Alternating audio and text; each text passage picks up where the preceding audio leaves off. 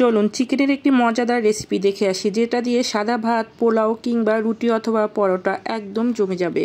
এই চিকেনটা সরিষার তেলে রান্না করতে হয়। এজন্য একটি কড়াইয়ের মধ্যে সরিষার তেল দিয়ে শুধু চিকেনটা 5 থেকে 7 মিনিট ভেজে নিব। যখন এরকম হালকা পোড়া পোড়া হবে তখন বড় করে কেটে রাখা টমেটো দিয়ে বেশ কিছুক্ষণ ভেজে নেওয়ার পরে উপর থেকে পেঁয়াজ দিয়ে দিব। এই চিকেনের বিশেষত্ব হচ্ছে আপনি একবারেই সব মশলা দিয়ে কষাবেন না, একটা করে মশলা দিবেন আর কষানোর পরে আবার আরেকটা দিবেন। এখন আমি প্রথমে লবণ, হলুদ এবং শুকনা মরিচ দিয়ে বেশ কিছুক্ষণ কষানোর পরে এরপরে জিরা গুঁড়া দিয়ে দিলাম। কড়াইয়ে যদি বেশি লেগে যায় তাহলে অল্প করে পানি দিয়ে কষাবেন।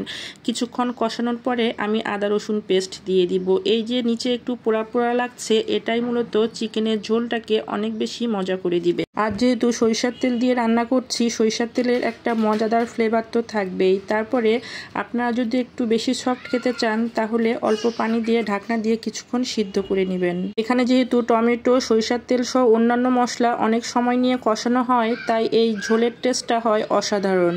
যখন পানিটা শুকিয়ে যাবে তখন উপর থেকে গরম মশলা গুঁড়া ও কাঁচামরিচ দিয়ে আরও কিছুক্ষণ কষিয়ে গরম পানি দিয়ে দিতে হবে। তারপরে 3-4 মিনিট জাল দিয়ে চুলা নিভিয়ে ঢাকনা দিয়ে চুলার উপরে বেশ কিছুক্ষণ বসিয়ে রাখবেন। তাহলেই দেখবেন উপর থেকে এরকম তেল ভেসে উঠে। এরপরে গরম গরম পরিবেশন করবেন খাবারের টেবিলে।